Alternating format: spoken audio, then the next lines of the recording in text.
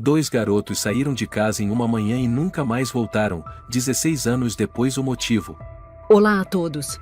Aproveitem esses momentos de relaxamento enquanto assistem. São Paulo, numa manhã de domingo, o céu parecia coberto por uma camada de cinzas geladas e espessas. O relógio marcava as 7:30 da manhã. João empurrou a porta de madeira de casa, puxou o cachecol de lã até o pescoço. O Carlos já tá lá fora, mãe? Dona Helena, sua mãe, estava despejando leite na caneca e lançou um olhar pela janela. Tá sim. Faz uns 5 minutos que ele tá ali. Chamei para entrar, mas ele não quis. João deu uma risada, enfiou o celular no bolso do casaco.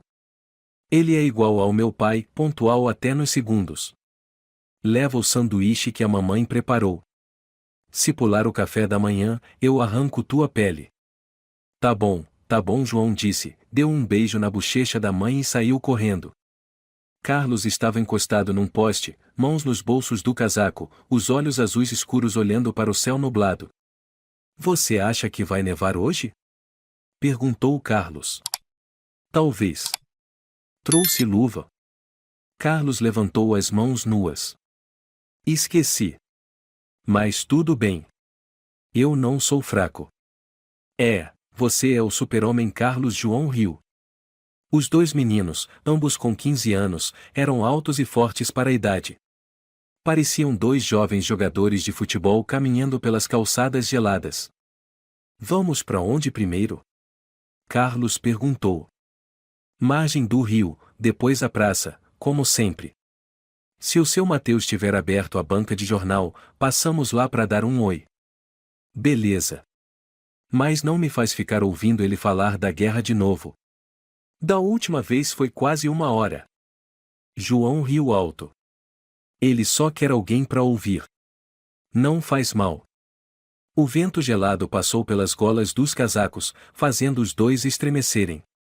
Continuaram andando, passando pela cafeteria conhecida La Estrela. Seu Felipe, o dono, acenou por trás da vitrine. Acordaram cedo, hein? Querem café? Carlos respondeu gritando. Amanhã o senhor paga, tá? Hoje estamos economizando. Seu Felipe balançou a cabeça, sorrindo. Esses moleques mais pão duro de São Paulo. João cochichou. Um dia vou ficar rico e vou pagar o café do seu Felipe por 1 ano. Carlos deu de ombros. Eu vou comprar um caminhão cheio de livros. Eu e você vamos vender livros e comer hambúrguer pelo Brasil todo.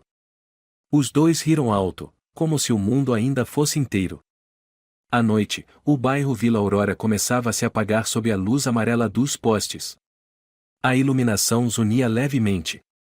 Começou a garoar. O vento soprava pelos becos. Dona Helena olhou o relógio pela terceira vez em 10 minutos. 9 horas e ele ainda não voltou. Seu Rodrigo, pai de João, estava vendo TV, levantou o olhar. Ele não disse se ia longe hoje? Não. Disse que ia como em todo domingo. E não mandou mensagem até agora. A mãe do Carlos já me ligou. Seu Rodrigo se levantou, pegando o celular. Vou ligar para ele. Já tentei várias vezes. Está desligado. Carlos também não atende, disse uma voz feminina do outro lado da rua. Dona Inês, mãe de Carlos, atravessou correndo, o casaco encharcado de chuva. Dona Helena, não vejo o Carlos o dia todo. Achei que estava na sua casa. Mas agora. Não, o João também não voltou. Os dois sumiram. O coração de Helena afundou. O frio já não vinha do clima. Eles brigaram com alguém? Perguntou Rodrigo. Não. O João é muito educado. Viemos registrar o desaparecimento. 2 meninos de 15 anos, João Garcia e Carlos Dias, saíram de casa ontem de manhã e até agora não voltaram. Dona Helena colocou a folha com a foto dos dois sobre o balcão da delegacia.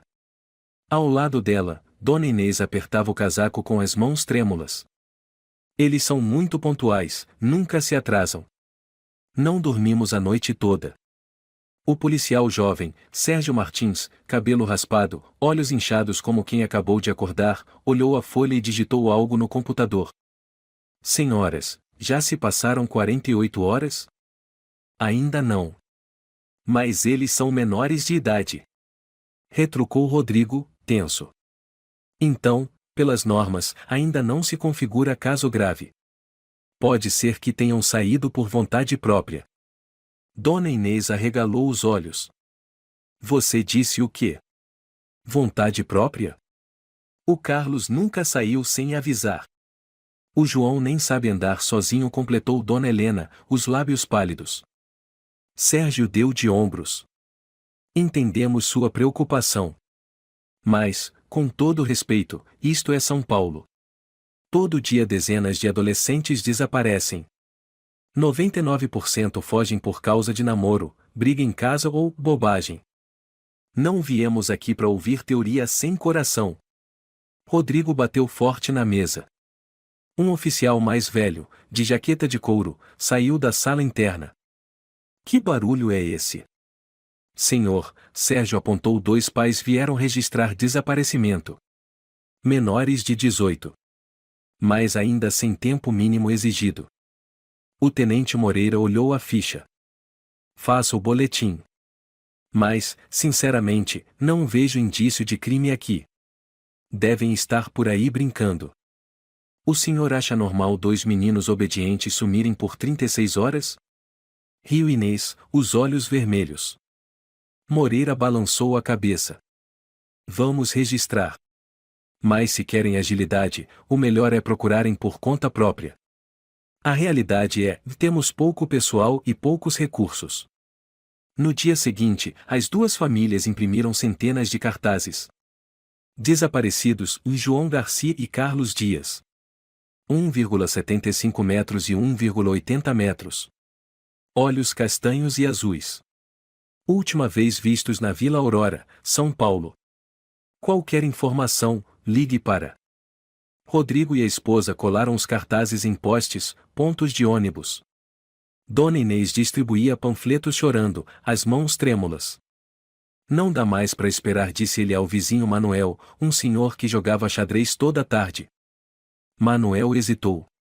Talvez só estejam se divertindo por aí. Helena respondeu fria.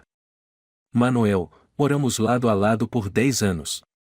Você também acha isso? Ele ficou em silêncio e entrou em casa.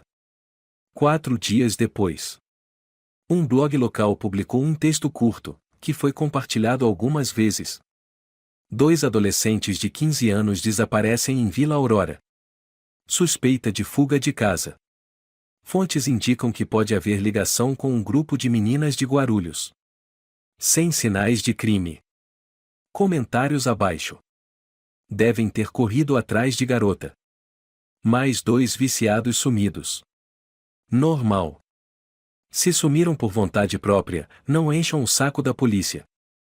Quando Helena leu, a mão dela endureceu, o celular caiu no chão. Rodrigo virou o rosto, em choque. Por que as pessoas são tão cruéis? Enquanto isso, a polícia não ligava de volta. Nenhuma pista. Nenhuma câmera. Nenhuma testemunha. Dona Inês decidiu ir de loja em loja na vizinhança, falando com cada funcionário. Com licença, viu 2 meninos como esses aqui no domingo? Um atendente de loja de celular olhou. Ah, talvez. Não tenho certeza. Quem são? Meu filho. Ah, não lembro bem. Tava corrido. Uma mulher de meia idade, Dona Maria da padaria, suspirou. Eu vi. Eles estavam falando e rindo alto. Até comentei como pareciam felizes. E depois? E depois, mais nada. Achei que tinham voltado para casa. No 10º dia. Rodrigo parou de falar. Parou de comer. Ficava horas olhando para a TV desligada. Helena o forçava a tomar sopa, colher por colher. Rodrigo, o João vai voltar. Ele vai. Ele olhava para o vazio. Eu falei com ele, Helena. Não protegi nosso filho. Inês passou a andar pelas ruas à noite, batendo de porta em porta em delegacias, redações. Sempre ouvia o mesmo. Faltam dados. Não há testemunhas. Lamentamos, senhora. Numa coletiva da prefeitura, quando um repórter mencionou o caso, o porta-voz Gustavo Almeida só respondeu: "Estamos acompanhando. Não há indícios." Em algum lugar desconhecido, os dois garotos viviam os dias mais aterrorizantes de suas vidas. Dentro de um cômodo gelado, sem janelas, com paredes de concreto descascadas, uma lâmpada fluorescente amarelada tremia no teto. Nenhum som além do gotejar de um cano e gemidos abafados num canto escuro. João foi o primeiro a abrir os olhos. Estavam pesados, a visão turva. Os braços estavam amarrados para trás, a boca colada com fita. Tentou se mexer e percebeu que suas pernas estavam dormentes. Ao lado, Carlos continuava imóvel. A porta de ferro se abriu. Clang! Um homem entrou. Alto e magro, vestindo jaleco branco, luvas cirúrgicas, cabelo penteado com perfeição. Os olhos brilhavam por trás dos óculos empolgados. "Olá, meninos." A voz era suave, tranquila. Assustadoramente calma. "Sou o Dr. Miguel Sampaio." "Calma. Sou um homem da ciência. Não sou louco como vocês imaginam." Carlos se mexeu, tentando abrir os olhos. Quem é você?" Eu vou te matar-se." Miguel riu. "Corajoso. Ótimo. Quanto mais resistência, mais dados." Aproximou-se de João, levantou o queixo dele. "Esse aqui, fêmur ideal. Proporção dourada. Igual aos modelos dos antigos livros médicos." Virou-se para uma bancada de inox ao lado, cheia de facas, pinças, instrumentos cirúrgicos. Atrás, um quadro branco com dezenas de esboços anatômicos e anotações em curvatura do quadríceps, ângulo da tíbia, alinhamento ótimo do joelho. João gritou através da fita: "M." Miguel se virou com uma seringa na mão. "Não tenha medo. Não uso anestesia. Preciso que estejam conscientes para medir as reações reais. Isso é ciência precisa." Carlos se debateu. "Seu monstro. Você vai pagar por isso." "Obrigado", disse Miguel, pegando o bisturi. "Já ouvi isso antes." Curioso, continuo vivo. O som do metal cortando carne ecoou pela sala. "Ah! Mãe! Mãe!" João gritou, o sangue jorrando da coxa. Miguel mantinha a calma, medindo. Reflexo muscular intenso. Anotar em 4,8 segundos até rigidez completa após o corte. Carlos berrou: "Para! Por favor, para! Não faz isso com ele. Eu te imploro." Miguel sorriu e se virou para Carlos. "Agora é sua vez." Carlos se debatia violentamente. "Eu juro, se eu sobreviver, vou te despedaçar." Gosto dessa determinação. Quanto mais amostras, melhor para a pesquisa antropológica. Ele empurrou a cabeça de Carlos para baixo e retirou uma pequena furadeira. O barulho agudo da máquina ecoou reet, cortando o ar, e parou quando Miguel encostou o aparelho no joelho esquerdo do garoto. "Por favor, e não." Reet. O grito de Carlos fez o ar dentro do porão parecer congelar. O sangue jorrou, respingando no rosto de Miguel. Mas ele não se importou. Passou a língua no pulso, provando o sangue, e sussurrou: "Os deuses vivem no sangue humano." É exatamente isso. 2 horas depois, o cômodo era só gemidos e respirações ofegantes. João estava encolhido, as pernas encharcadas de sangue, tremendo. Carlos tinha desmaiado e voltado a si, o corpo suando frio. "Carlos." João gemeu. A gente vai morrer, né?" Carlos murmurou. "Não, e não vai. A gente vai achar um jeito de fugir." João chorou. Eu quero voltar para casa e quero a mamãe e quero ouvir os passarinhos no parque no domingo. A risada de Miguel soou pelo alto-falante no teto. Nem sonhem.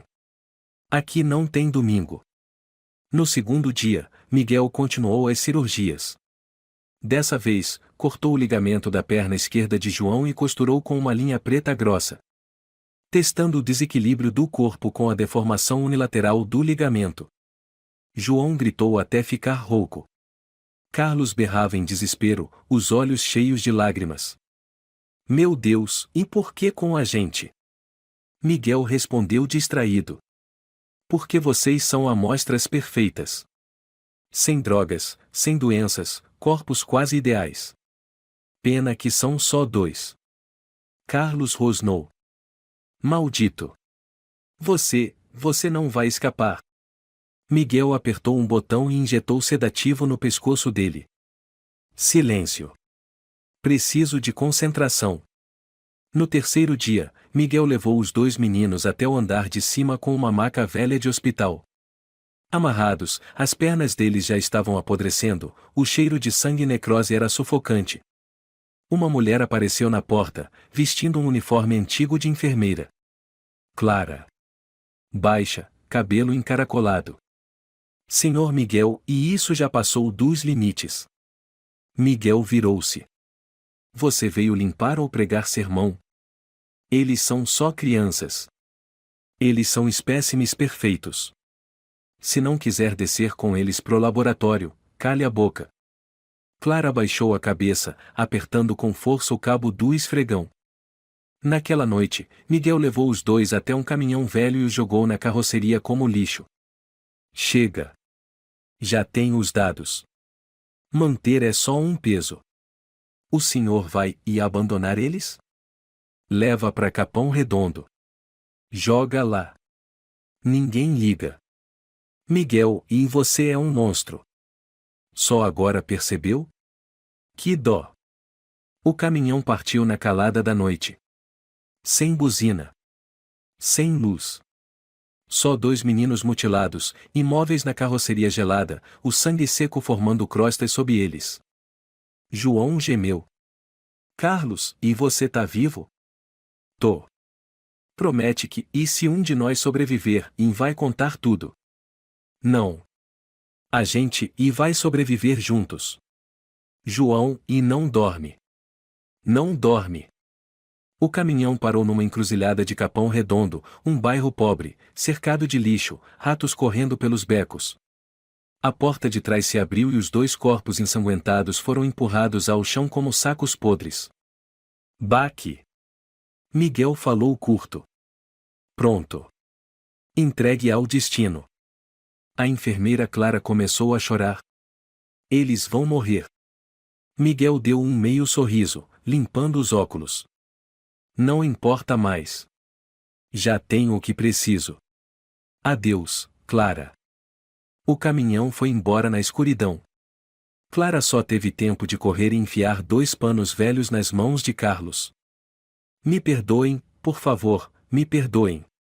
Na manhã seguinte, a luz fraca do sol iluminou o terreno baldio onde João e Carlos estavam encolhidos, cobertos de sangue, lixo e insetos. Carlos abriu os olhos primeiro.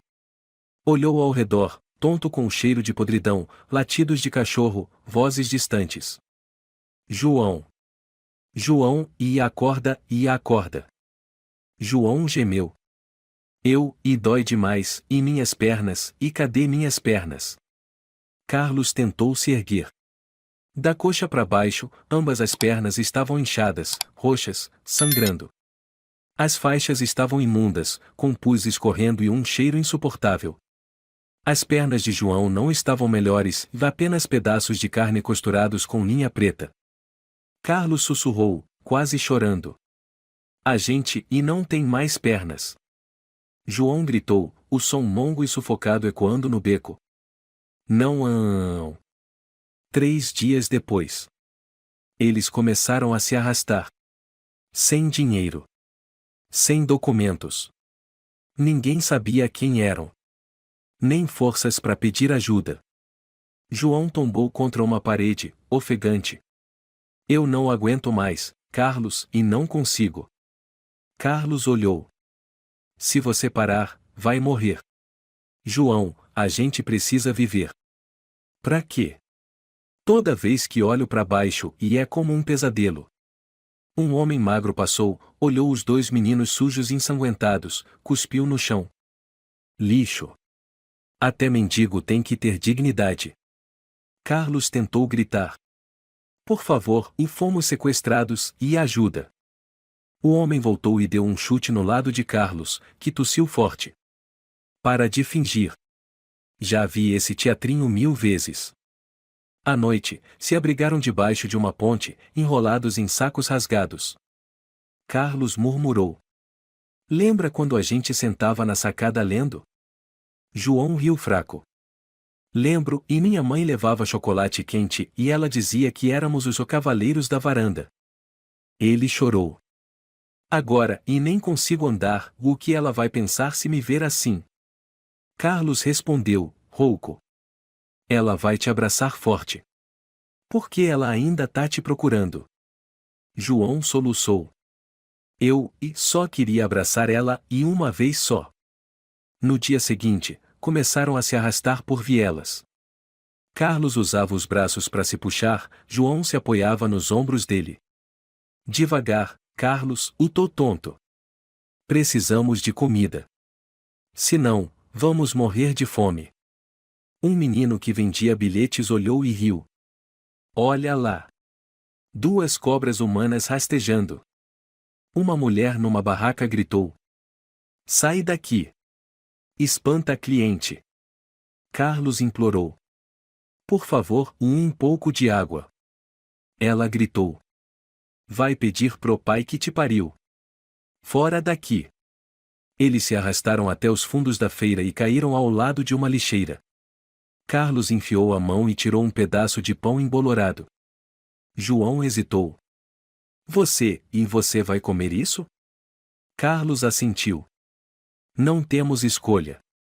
Ele deu a maior parte para João. Você tá mais fraco que eu. João com os olhos marejados. Você sempre faz isso. Carlos sorriu, forçado. Se eu morrer, quem vai te carregar? No fim da tarde, tentaram dormir atrás de um container abandonado. Um homem careca, bêbado, apareceu e os empurrou. Saiam. Esse canto é meu. Carlos tentou argumentar. Só queremos dormir uma noite. O sujeito o chutou no rosto. Carlos caiu, sangrando pela boca. Se eu ver vocês aqui de novo, vou jogar gasolina e queimar. João tremeu, puxando o amigo. Carlos, e você tá sangrando. Carlos sorriu, amargo. Pelo menos, ele não cortou mais nada. A chuva caiu forte naquela noite. Eles se abraçaram sob uma marquise apodrecida. João perguntou. Você ainda acredita que a gente vai sobreviver? Carlos olhou pro céu. Não sei. Mas se a gente morrer, quero morrer ao seu lado. João assentiu. Obrigado, por não me abandonar.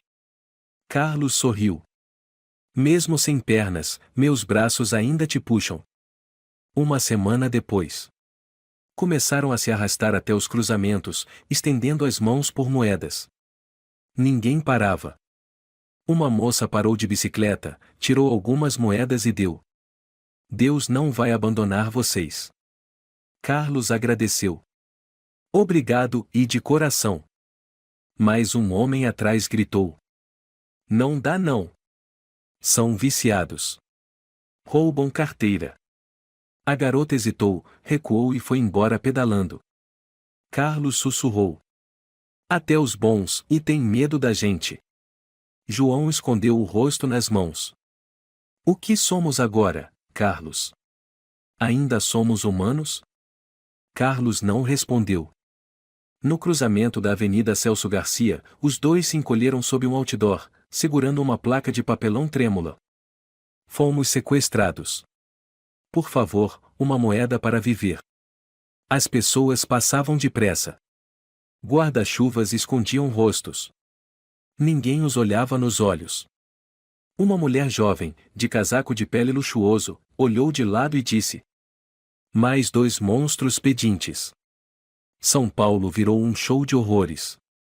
Ao lado, um homem riu. Devem estar fazendo cosplay de zumbi. Olha as pernas deles, que nojo. Carlos baixou a placa, a voz cansada. Você ouviu isso? João assentiu, sem conseguir mais chorar. Cada vez que escuto, e morro mais um pouco. No fim da tarde, um grupo de jovens parou de bicicleta a alguns metros. Um deles, ruivo, segurando um celular, gritou: Ei, filma aí! Isso vai bombar na internet! Ele se aproximou, apontando o celular direto no rosto de Carlos. Ei, aleijado! Conta uma história de terror aí! Como foi que perdeu as pernas, hein? Não correu a tempo? Carlos tentou se afastar, mas não conseguiu.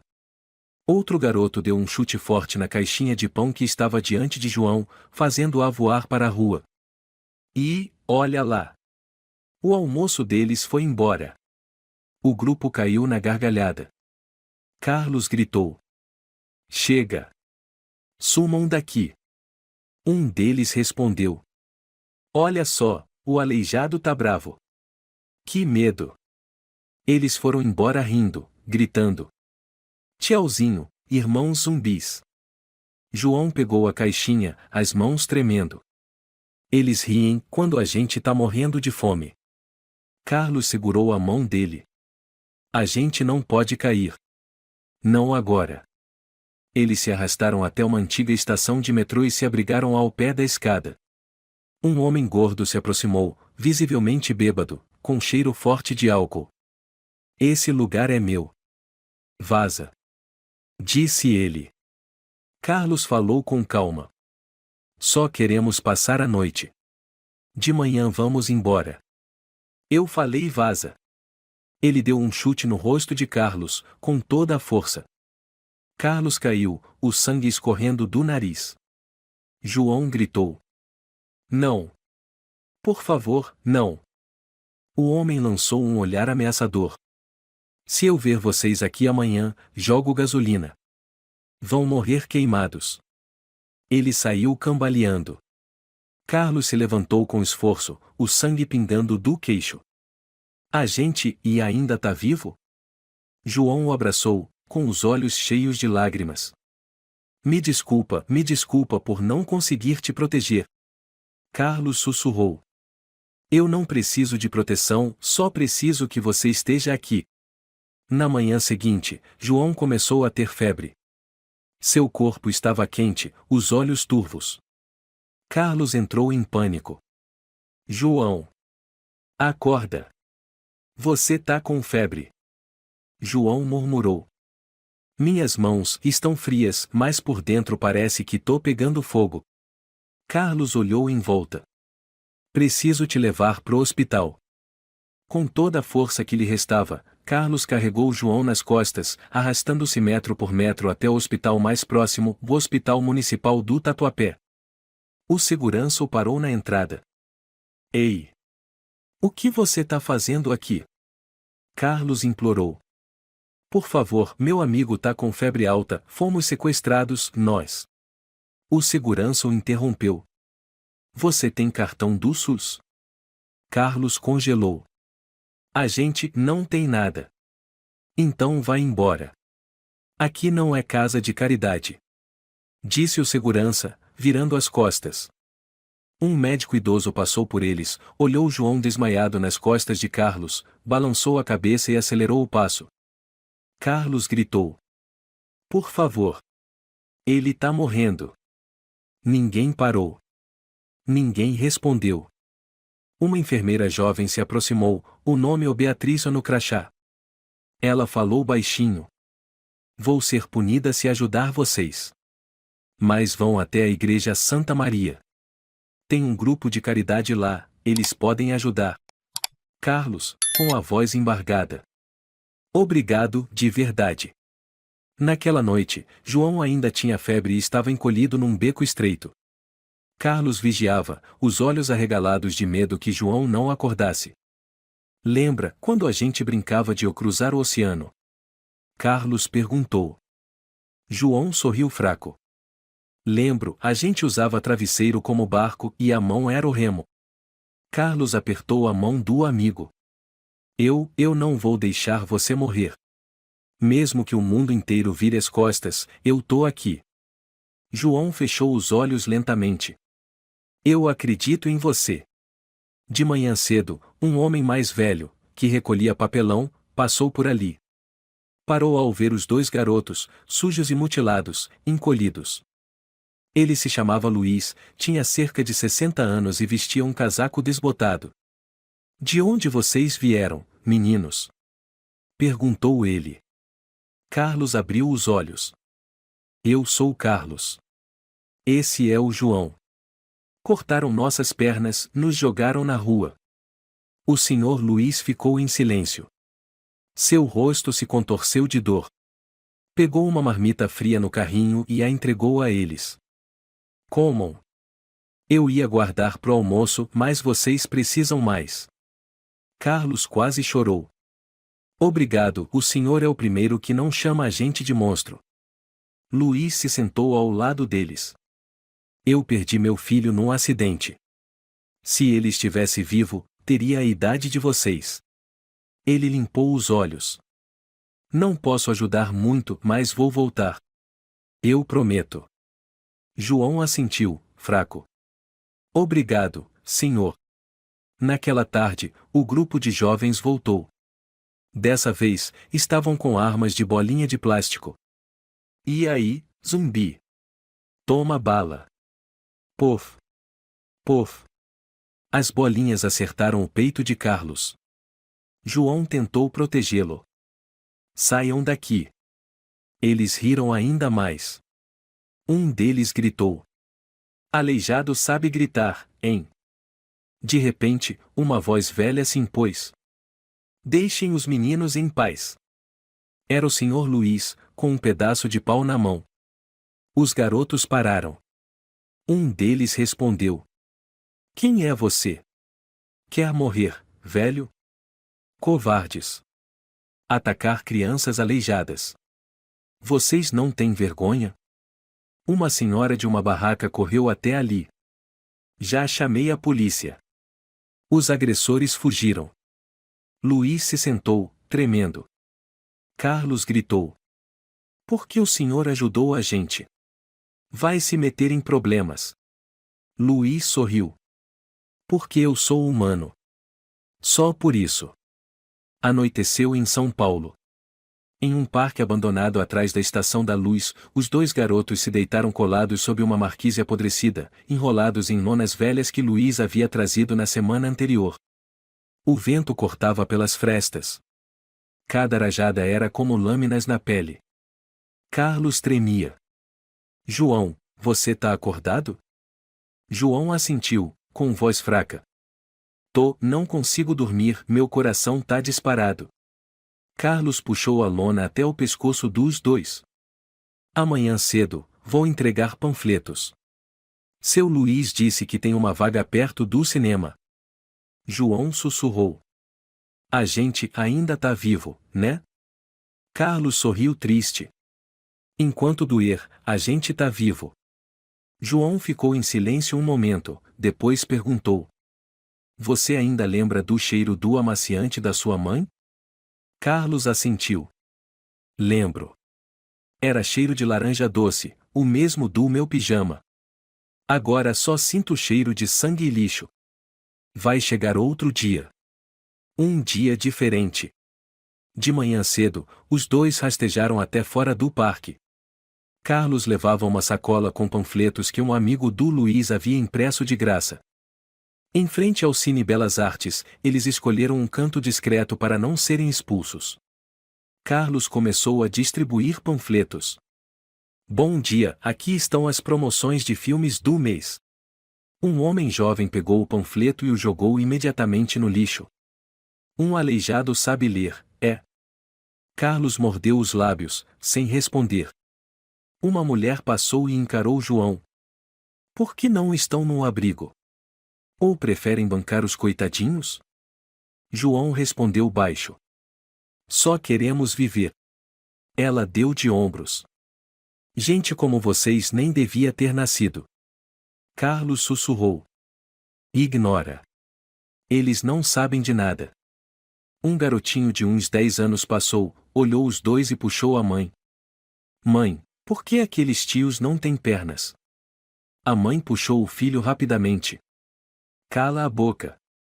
Não olha. Ao meio-dia, os dois desabaram na calçada. Ninguém havia aceitado um único panfleto. O frio rachava os lábios de Carlos, que sangravam. Um rapaz de moletom escuro se aproximou. Olhou para os lados, abaixou-se e roubou a sacola com os panfletos e as poucas moedas que tinham guardado do dia anterior. Carlos gritou.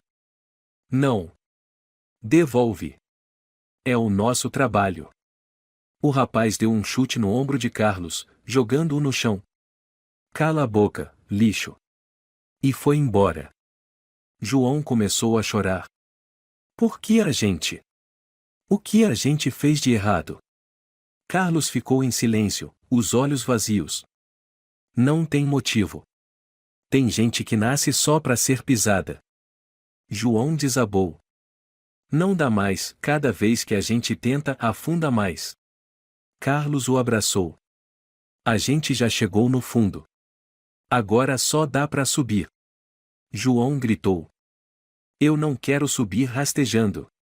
Eu quero andar como todo mundo. Quero me levantar sem precisar de ninguém. Carlos ficou quieto. Depois de um tempo, disse. Eu entendo.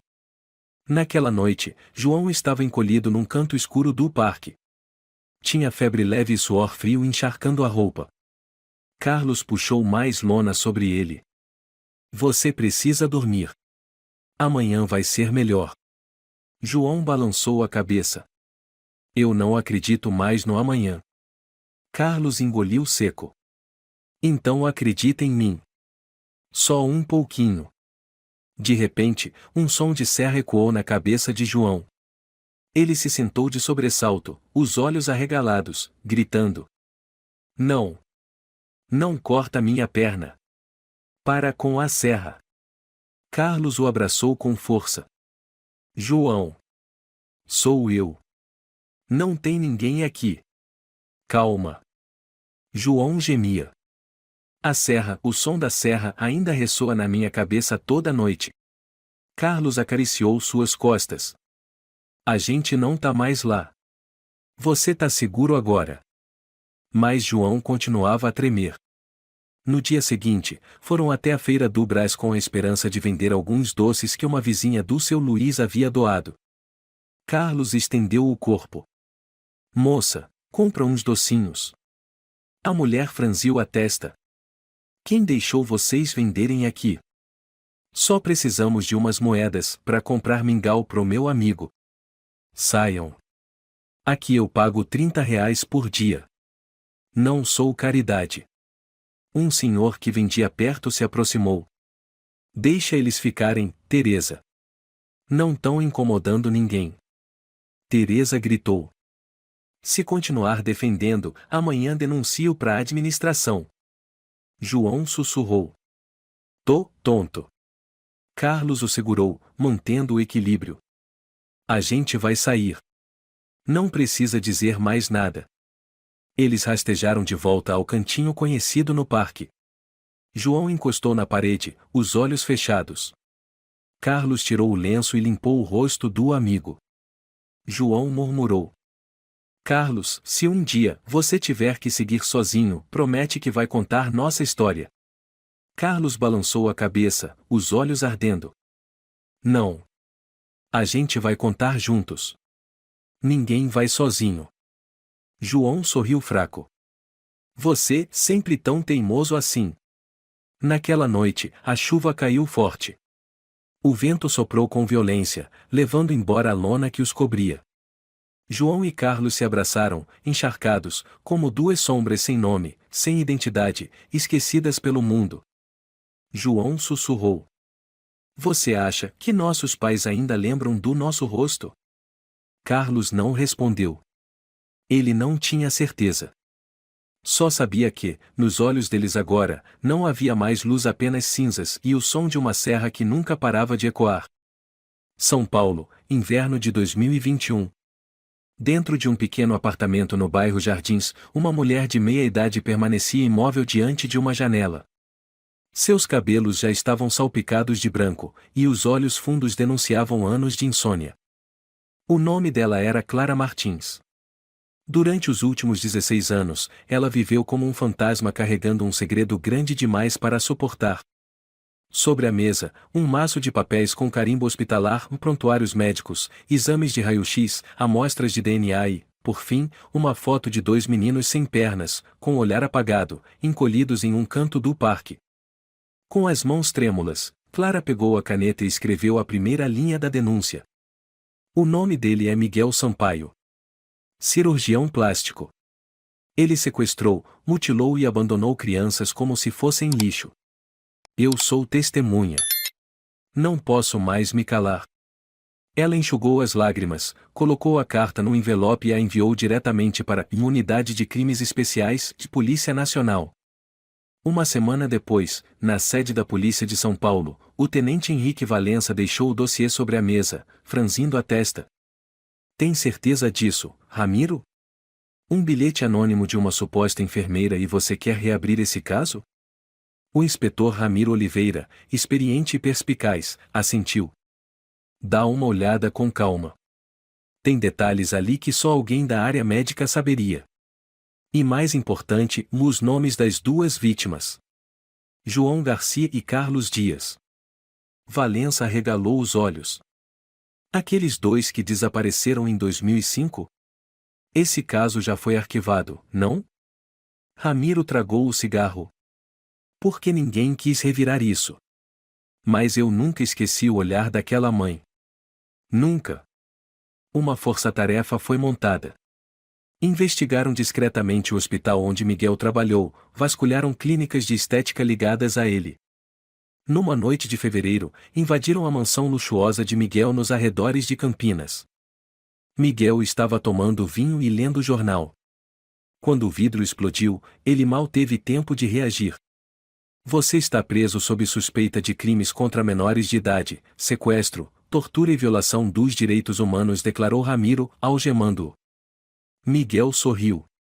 Chegaram tarde demais. Nem a ciência precisa mais de mim. Ramiro lhe deu um tapa estrondoso. Não me deixe esquecer o que você é.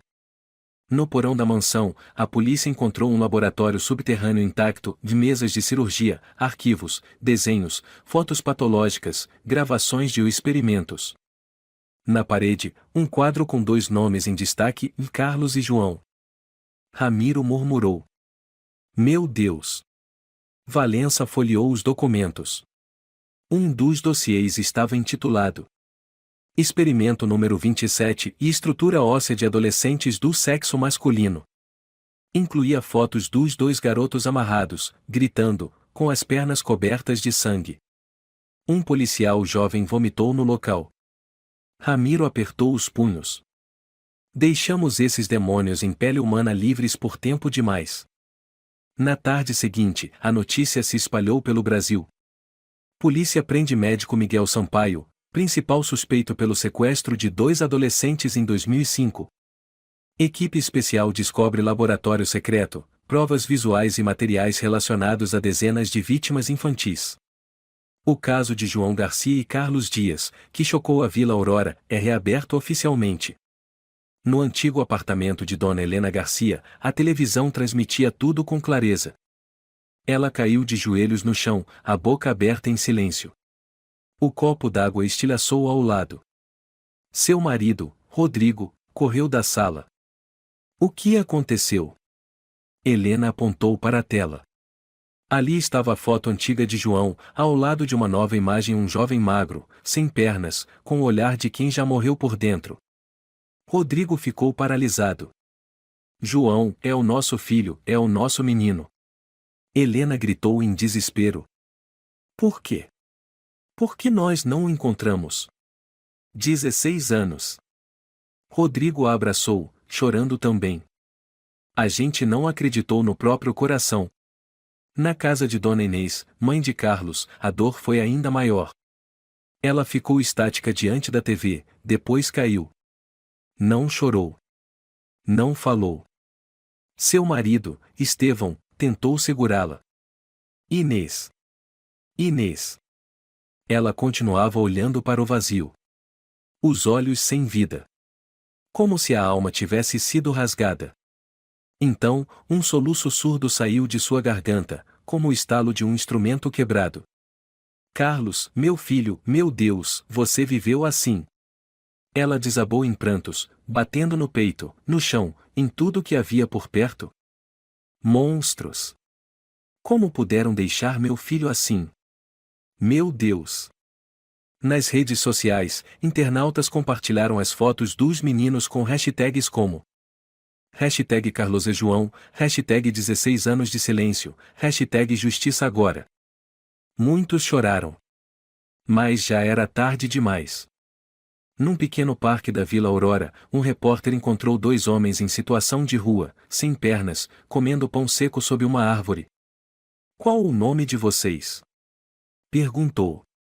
Carlos não respondeu. Apenas olhou para João. João sussurrou. Carlos Dias. Eu sou João Garcia. O repórter ficou em choque. Vocês são as vítimas do caso de... Carlos interrompeu. Não somos vítimas. Somos sombras que o mundo esqueceu. João assentiu. E agora não temos mais nada a perder. Na delegacia de São Paulo, a sala de interrogatório ecoava com o som ritmado da caneta batendo na mesa. Miguel Sampaio estava sentado, algemado, olhar vazio. O inspetor Ramiro colocou um grosso dossiê sobre a mesa. Sabe o que é isso? Miguel olhou. Vivi tempo demais para precisar reler o que fiz. Ramiro cerrou os dentes. Isso não é ciência. São crimes. O que você chamou de pesquisa destruiu vidas. Miguel suspirou. Somos ferramentas da evolução. Quem não entende isso, nunca será grandioso. Ramiro bateu na mesa. Você vai morrer na cadeia. Mas antes disso, vai ver os dois garotos que você achou que matou se levantarem. E andarem. Numa manhã de neblina no parque da Vila Aurora, onde antes dois homens mutilados eram ignorados por todos, agora havia dezenas de pessoas reunidas. Clara Martins, a mulher que denunciou Miguel, se aproximou. Ajoelhou-se diante deles, os olhos marejados. Carlos. João, vocês ainda se lembram de mim? Sou Clara. A enfermeira do porão. Carlos olhou, hesitante. É a senhora, aquela que colocou um pano na minha mão naquela noite. João sussurrou. A única que não riu quando olhou pra gente. Clara caiu de joelhos. Me perdoem. Fui covarde por tempo demais. Carlos respondeu com doçura. A gente não culpa a senhora. Só queríamos saber se alguém ainda acredita em nós. Clara segurou suas mãos. Agora o país inteiro acredita. Naquela tarde, João e Carlos foram levados ao Hospital das Clínicas, num centro de reabilitação especial. A chefe da equipe, doutora Lúcia Dantas, os recebeu pessoalmente. Olá, meninos. Eu me chamo Lúcia. Mas podem me chamar de companheira de jornada. Carlos perguntou, tímido. A doutora vai fazer o que com a gente? Lúcia sorriu. Aqui ninguém corta, mede ou experimenta. Aqui, a gente cura. Passo a passo. João hesitou. Mas, a gente não tem mais pernas. Lúcia se sentou ao lado deles. Então vamos dar algo melhor, próteses biônicas, com a melhor tecnologia que existe. Carlos arregalou os olhos. Sério? Temos apoio do Fundo Europeu de Direitos Humanos. E ninguém merece mais do que vocês. O processo começou com exames completos, feridas antigas, infecções, inflamações nas articulações, traumas psicológicos, tudo foi avaliado. Certo dia, Lúcia entrou na sala segurando um par de pernas artificiais com sensores neurais. Estão prontos? João engoliu em seco. E se a gente não conseguir andar? Lúcia segurou sua mão. A gente recomeça. Quantas vezes for preciso. Carlos riu. Parece até montar Lego. Lúcia sorriu. Sim, mas estamos reconstruindo uma vida. A primeira tentativa de se levantar. Silêncio total. Carlos sentado na cama, olhando para as pernas biônicas brilhando sob a luz. João ao lado, tremendo. Lúcia orientou. Concentre-se no joelho. Sinta o sinal vindo do cérebro. Carlos se esforçou. Um pé se moveu. Depois o outro. Muito bem. Agora, tente levantar. Carlos reuniu força. As pernas tremeram e ele se ergueu. João exclamou. Carlos! Você está de pé. Carlos riu, lágrimas nos olhos. João! Eu estou de pé. Lúcia chorou também. Você não só se levantou. Você deu o primeiro passo de uma nova vida. No dia seguinte, foi a vez de João. Ele olhou para as próteses, inseguro. E se eu cair? Carlos, de muletas, respondeu. Eu te levanto. Como sempre fiz. João sorriu. Teimoso como sempre. Carlos estendeu a mão. Sempre. João segurou, tremendo. 1, 2, 3. Ele se levantou.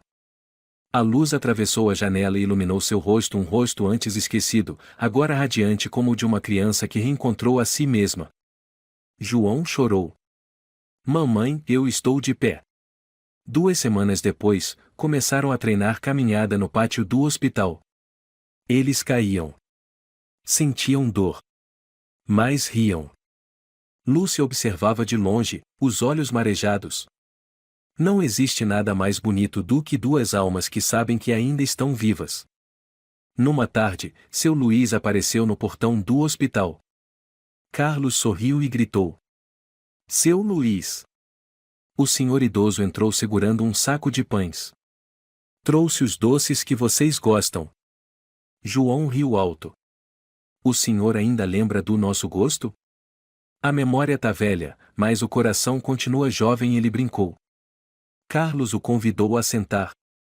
Nunca agradeci o suficiente. Se não fosse o senhor, talvez a gente tivesse morrido mesmo. Seu Luiz deu um tapinha nas costas deles. Vocês dois são a prova viva daquilo que a sociedade tentou enterrar. Agora, vivam. Mas nunca se calem de novo. Uma semana depois, eles receberam um convite especial. O Fórum Internacional de Direitos Humanos convida Carlos Dias e João Garcia como palestrantes de honra. Lúcia leu a carta, a voz trêmula. Estão prontos?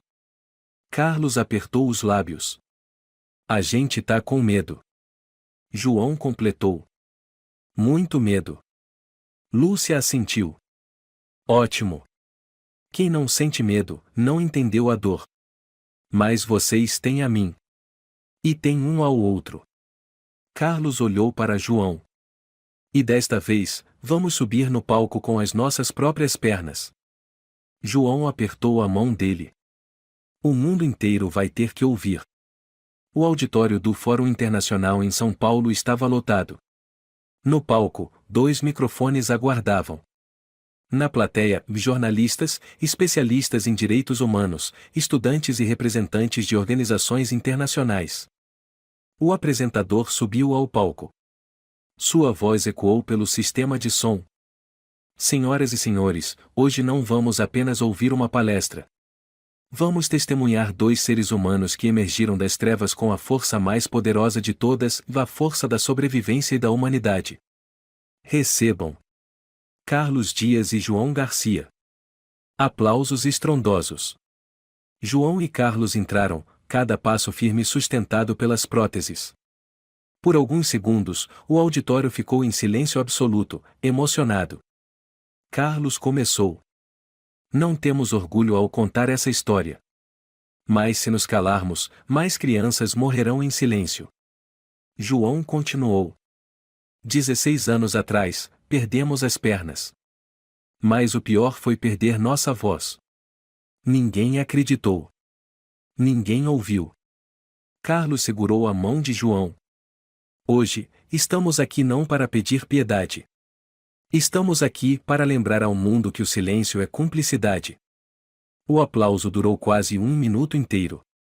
Uma semana depois, as imagens e o vídeo do discurso se espalharam pelas redes sociais. Os grandes jornais noticiaram. Adolescentes transformados em cobaias se tornam símbolo de resistência. Carlos e João, não temos pernas, mas aprendemos a ficar de pé com a alma. A revista El País os colocou na capa, com a manchete: As vozes que não puderam ser caladas. Uma grande editora entrou em contato com Lúcia Dantas. Queremos publicar um livro sobre a história deles. Mas não no formato de reportagem seca. Queremos que cada página respire como se fosse contada por eles. Lúcia passou o recado para Carlos e João. Carlos coçou a cabeça. Nunca escrevi nada sério. João riu. Mas você conta história como se fosse escritor. Carlos pensou. Se formos escrever, vamos contar tudo. O sangue, o som da serra, o desespero. João assentiu. E também a esperança. Eles começaram a escrever cada lembrança, cada noite fria, cada frase sufocada no coração. Lúcia ajudou na edição. Seu Luiz lia capítulo por capítulo, chorando sem perceber. Esse livro devia ser ensinado nas escolas. 2 meses depois, o livro foi lançado no auditório da Biblioteca Mário de Andrade. A multidão foi tanta que precisaram transmitir ao vivo na praça do lado de fora. Título do livro: Perdemos as pernas, mas aprendemos a ficar de pé com a alma. Durante a sessão de autógrafos, uma menina de 10 anos se aproximou segurando o livro com força. Meu nome é Marina. Li a parte em que o tio Carlos carrega o tio João para procurar mingau e chorei muito. Carlos se agachou, sorrindo. Sabe, Marina, em momentos como aquele, a gente não precisava de pernas.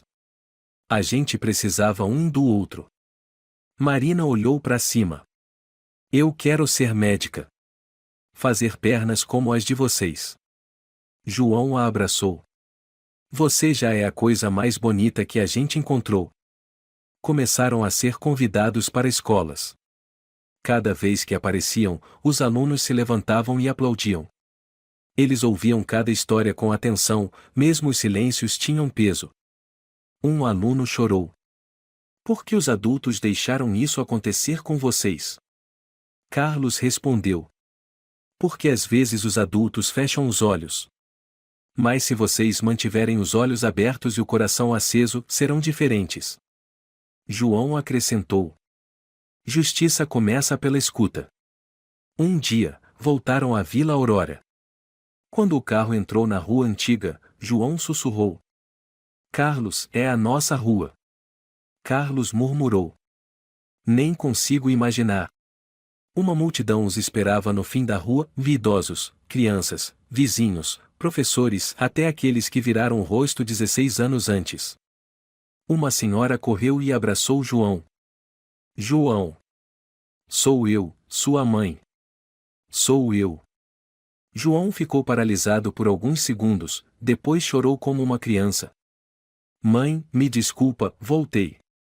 Perto dali, Carlos viu seu Estevão e Dona Inês. Ela se aproximou tremendo, estendendo a mão como se temesse tocar um fantasma. Carlos sussurrou. Sou eu. Ela gritou. Carlos. Meu Deus, meu filho, você está vivo. A rua explodiu. Gente aplaudia, chorava, ou apenas ficava parada, sem acreditar no que via. Seu Luiz, ao fundo, murmurou para Lúcia. Meu Deus, finalmente. Receberam da cidade de São Paulo uma medalha de honra por contribuição aos direitos humanos e força espiritual. Durante a cerimônia, o prefeito declarou: Carlos e João não apenas sobreviveram. Eles nos forçaram a encarar o espelho. Por anos, não faltou justiça. Faltou coragem para encarar o crime. Na transmissão ao vivo, João disse: "Não culpamos ninguém. Mas lembrem-se, há crianças por aí que só precisam ouvir o 'eu acredito em você'. Não deixem que esperem 16 anos." Carlos concluiu: "E se você vir alguém caído, estenda a mão. Talvez esteja ajudando uma alma a se levantar com tudo que ela tem." No fim daquele ano, uma estátua de bronze foi erguida no parque da Vila Aurora. 2 adolescentes sem pernas, de mãos dadas, olhando para a frente. Na base, gravada a frase: "Fomos esquecidos. Agora, lembramos a humanidade que não se pode esquecer." Lúcia chorou ao ver a escultura. Seu Luiz depositou flores aos pés. Clara Martins curvou a cabeça e ficou ali, por muito tempo. No entardecer calmo, Carlos e João sentaram-se lado a lado, olhando o pôr do sol. João perguntou: "Você acha que o Miguel ainda está vivo?" Carlos assentiu: "Está. Mas agora sem bisturi. Sem porão. Só com uma cela." João suspirou: "Isso já basta." Carlos sorriu: "Não. Não basta. Mas a gente recuperou o que era nosso por direito." João concordou: "Você tem razão." Uma brisa leve passou. Eles fecharam os olhos e respiraram fundo. Pela primeira vez em 16 anos, respirar era um privilégio. A história de João e Carlos é um lembrete profundo das consequências do silêncio e da indiferença. Feridas físicas podem cicatrizar, mas o mais assustador é a apatia social, que prolonga a dor por décadas. Ainda assim, enquanto houver alguém disposto a falar, ainda há esperança. Esta história não é só sobre se levantar com próteses, mas com fé, união e humanidade. Ninguém deveria ser esquecido. Ninguém merece viver como uma sombra. Se você gostou desta história, convidamos você a dar um like e se inscrever em nosso canal. Seu apoio nos motiva a continuar trazendo histórias comoventes quase todos os dias. Estamos muito agradecidos pelo seu apoio. Até breve.